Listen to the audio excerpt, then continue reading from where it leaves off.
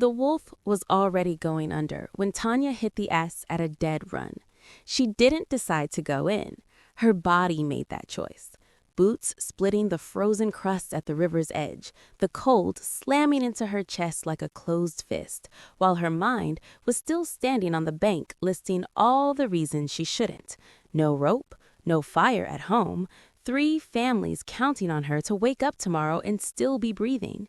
The kind of hunger that had been living behind her eyes for so long she'd stopped calling it hunger and started calling it Tuesday. The wolf wasn't fighting it. That was the thing she couldn't walk past. It was going down the way things went when they had decided the world could have them. Slow, quiet, with a terrible, exhausted dignity that Tanya recognized in her bones because she had seen it before, in the hollowed-out faces of the elders who stopped eating so the children could, in her father's hands the morning he stopped gripping hers, in her own reflection once, on a night bad enough that she didn't let herself think about it anymore. She knew what surrender looked like. She went in anyway. The current grabbed her immediately, greedy and black and indifferent. The wolf's eyes found hers through the churning dark, amber, burning, wrong, and Tanya's whole body went still despite the cold, despite the current trying to dismantle her, because animals did not look at you like that. Animals looked through you. This looked into her.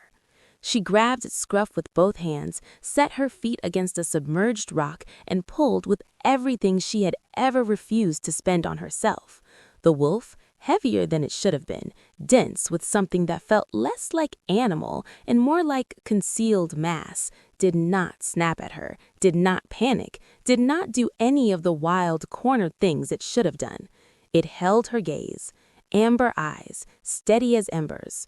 Patient almost, as if it had been waiting for her specifically. What are you, she thought, hauling backward through ice and current and night? She would have her answer by dawn. She would spend the rest of her life wishing she'd let it drown. The cabin was smaller with the wolf in it. Tanya noticed this immediately, the way the space reorganized itself around the animal's presence, every corner suddenly accounted for, every shadow occupied.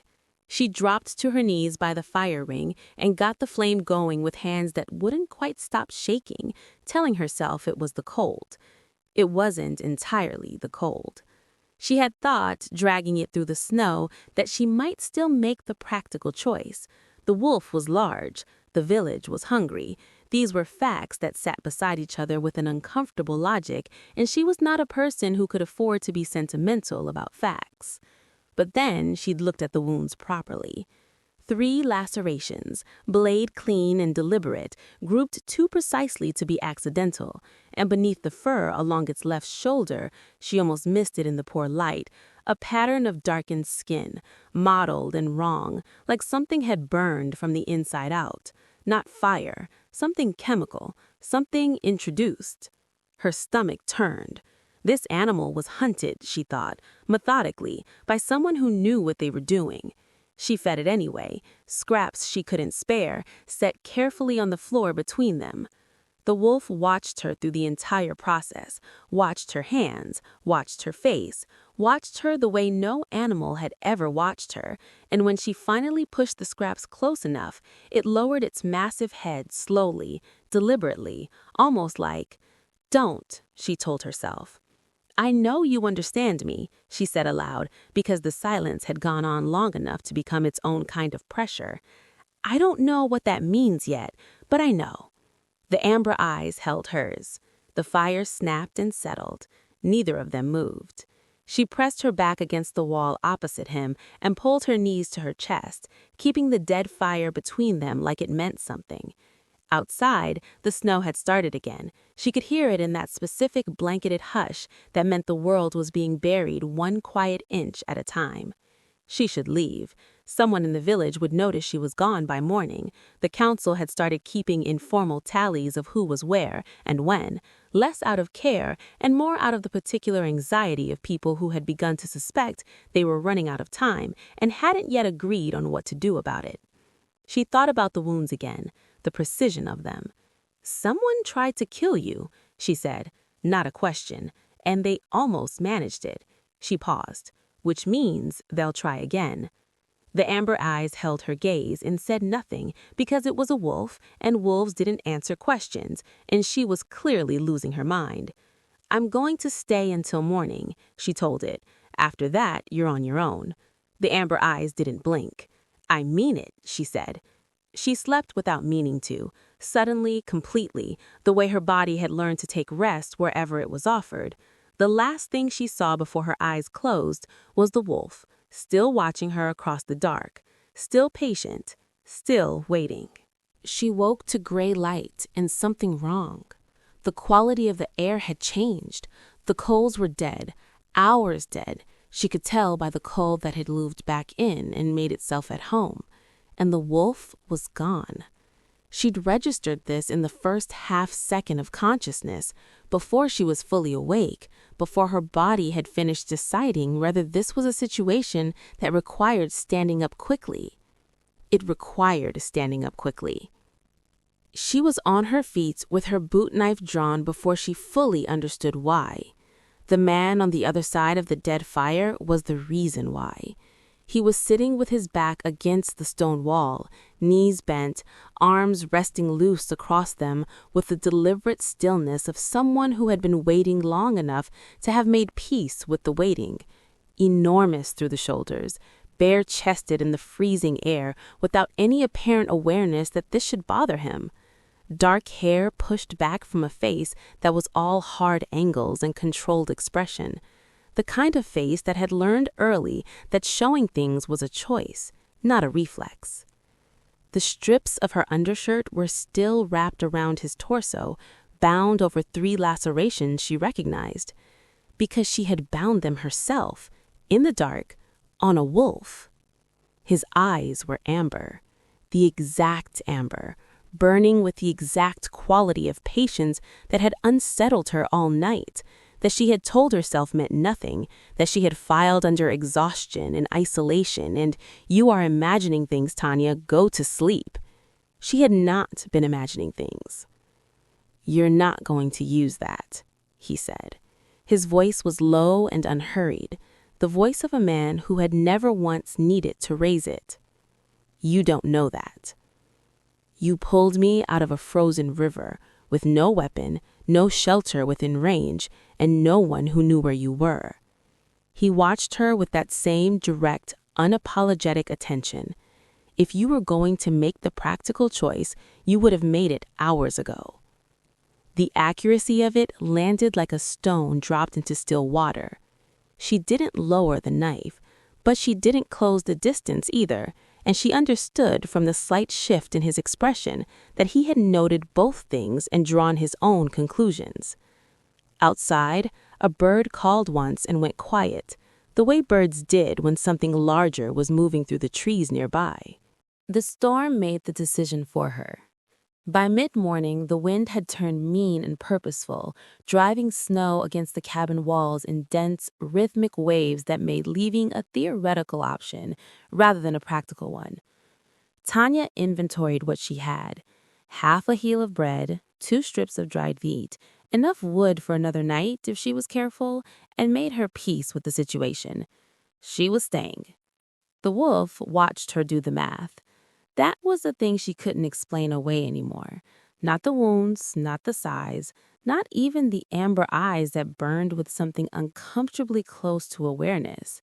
It was the specificity of its attention. When she moved, it tracked her. When she spoke, it didn't react to the sound the way animals reacted to sound, reflexively processing tone and volume. It waited for her to finish. It listened to the words. She tested it. "If you understand me," she said, not looking up from the fire, "don't move." She looked up. It hadn't moved. Her breath left her slowly.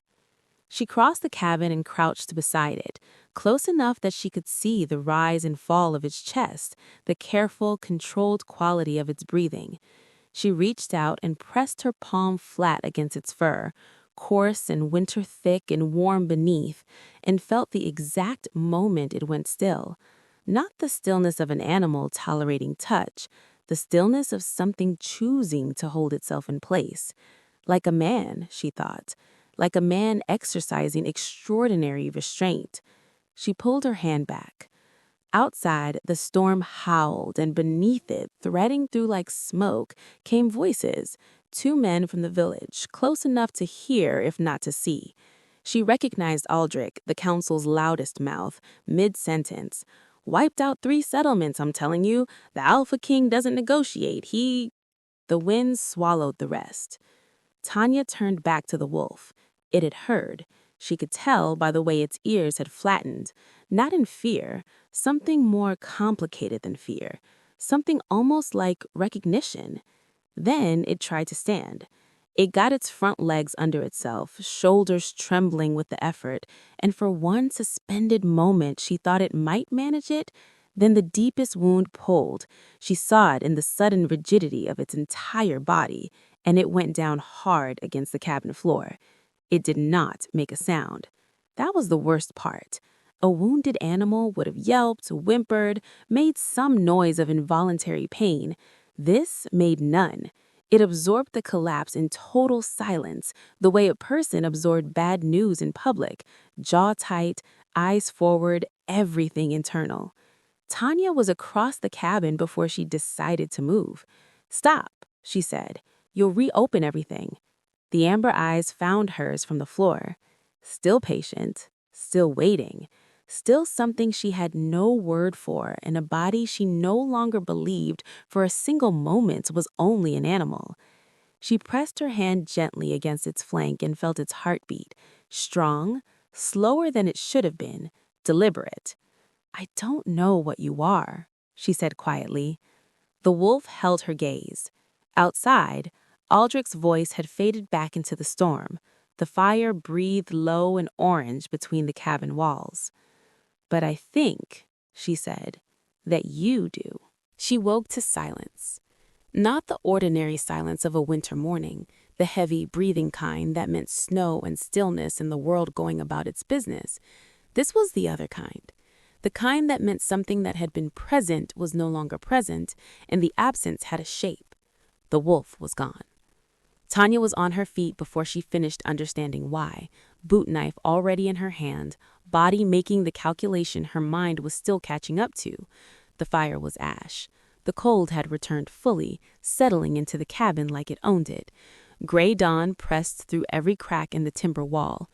And a man stood at the far end of the room, bare-chested in the freezing air, blood streaked across his ribs, her bandages torn loose, hanging, dark hair, a jaw like something forged rather than grown. He was watching her with eyes that were fading, even as she looked from a burning molten gold to something darker and more human, the way embers cooled at the edges while the center still held heat. A claw-toothed necklace at his throat. She knew what that meant.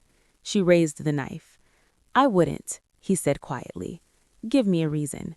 He looked at her for a long moment with those cooling amber eyes, and something in his expression shifted. Not softening exactly, but settling, the way a man looked when he had decided to stop carrying something. "John Ramsay," he said, "the Alpha King." Tanya's grip tightened on the knife.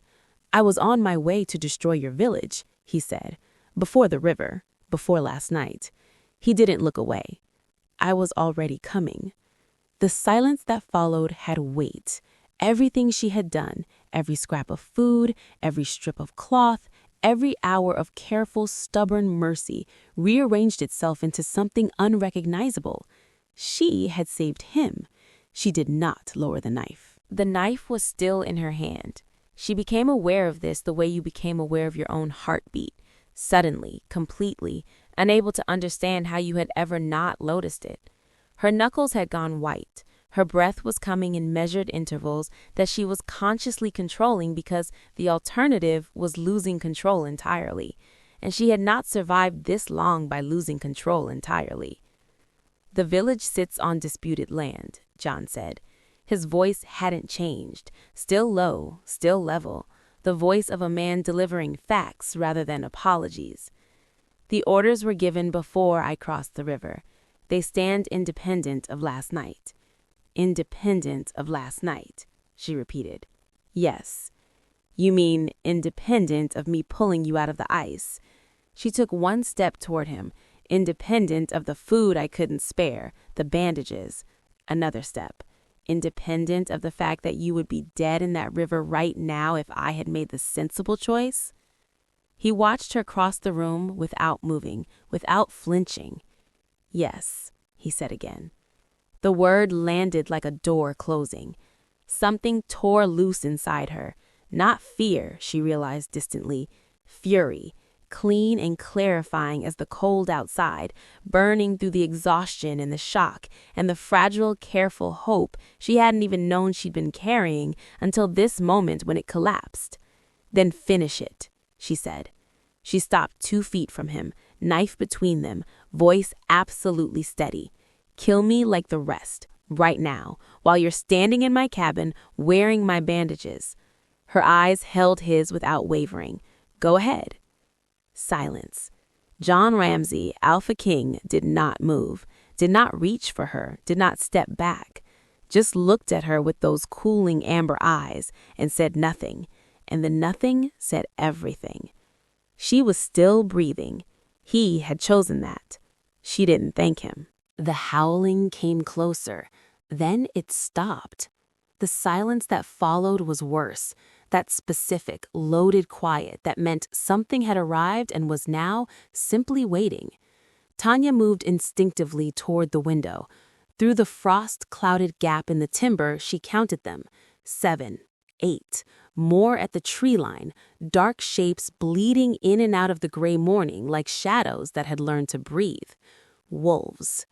Enormous, still, every one of them facing the cabin door. John moved past her without a word and pushed the door open and stepped outside bare-chested into the freezing air with the easy authority of a man who had never once considered that the cold might object to him. The wolves dropped immediately. All of them, simultaneously, heavy heads lowering, bodies folding toward the ground in a single fluid motion that was not animal submission, it was something older and more deliberate than that. Something that understood hierarchy the way stone understood weight. Tanya stood in the doorway and felt herself become invisible.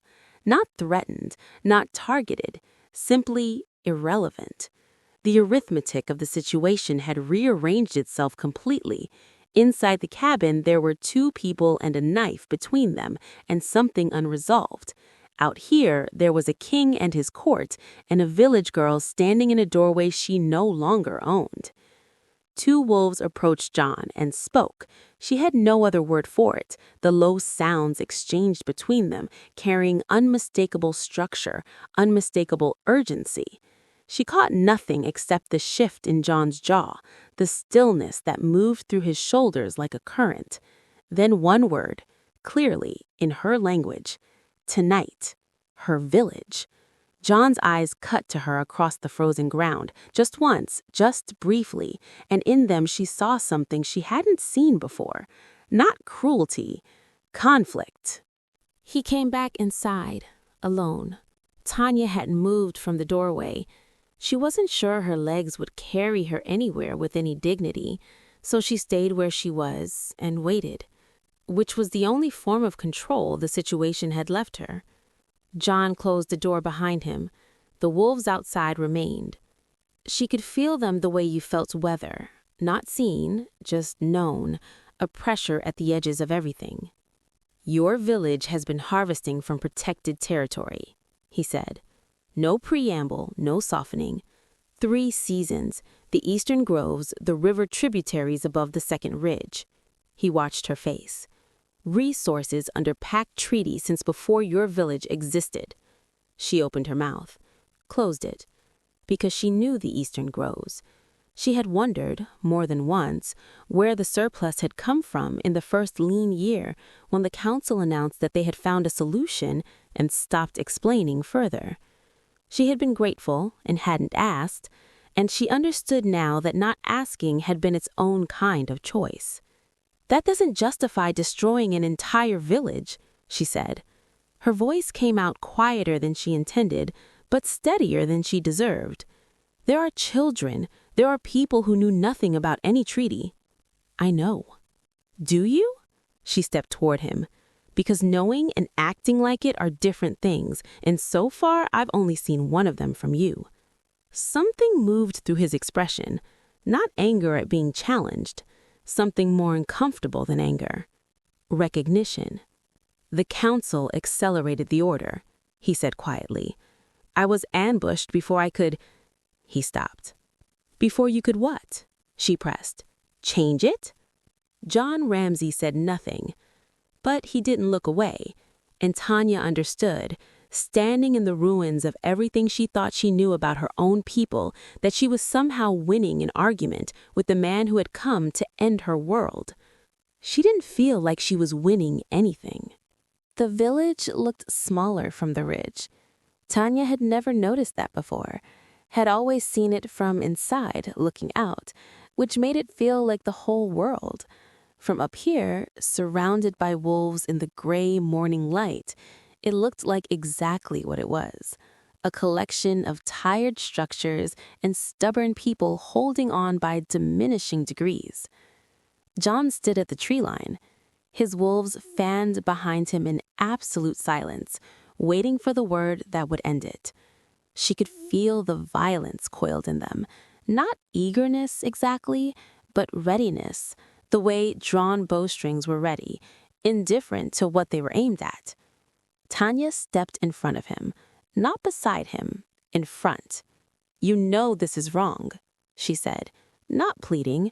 Her voice carried no pleading whatsoever. You've known it since the cabin, since I told you about the children and you said, I know, like it meant something. She held his gaze. Make it mean something. John's jaw tightened. He drew breath to speak. The attack came from behind, not from the village, from the trees. Rogue wolves, larger, marked differently, moving with coordinated ferocity that spoke of planning rather than instinct, exploded from the eastern ridge directly into John's flank. His wolves erupted in response, the formation dissolving instantly into chaos, bodies colliding, the air splitting with sound. Below, the village woke screaming. John took a strike meant to sever. She saw it before he did, saw the rogue coming low and fast from his blind side, and moved without deciding to. She grabbed his arm and pulled, throwing her weight sideways. The blow glanced off his shoulder instead of his throat. He turned and looked at her. She looked back. Twice, his expression said. You've pulled me out twice. Around them, the real enemy revealed itself in fire and fury. When it was over, the snow was red in places. The traitors had been exposed mid-battle. 3 senior wolves from John's own council, the architects of both the ambush and the accelerated village order, their coup collapsing under the weight of its own overreach. John had handled the ending himself, quietly and with finality, and Tanya had not watched that part. She watched the aftermath. He stood between his wolves and her village in the thin morning light, blood on his shoulder, the claw-toothed necklace catching what pale sun existed. The villagers had gathered at the boundary, frightened, silent, reading the situation with the particular alertness of people who had been afraid for a long time and learned to do it efficiently. His wolves waited behind him. John spoke. She had expected command. Instead, he delivered something rarer. Terms. Acknowledgement of the treaty violations on both sides. A boundary restructured rather than enforced. Resources shared rather than seized. His voice carried across the frozen ground without effort, the way voices did when they had never needed amplification to be believed. When he finished, no one spoke. Then, one by one, his wolves lowered their heads. After a moment, uncertain and exhausted and still frightened, the villagers did too. Tanya did not. She stood at the boundary where she had planted herself since dawn and watched him turn and find her in the crowd immediately, as if he had always known exactly where she was. He crossed to her, stopped. "There's a place," he said quietly. "Beside this, if you want it." His amber eyes held hers without demand, without pressure. Not beneath it, beside it. Tanya looked at him for a long moment. She thought about mercy, about cost, about the distance between who she had been yesterday morning and whoever she was now. She didn't answer. She didn't walk away. Above them both, the snow began again, softer this time, almost gentle, falling without a gender, across wolves and villagers and the space between two people deciding, slowly, what came next.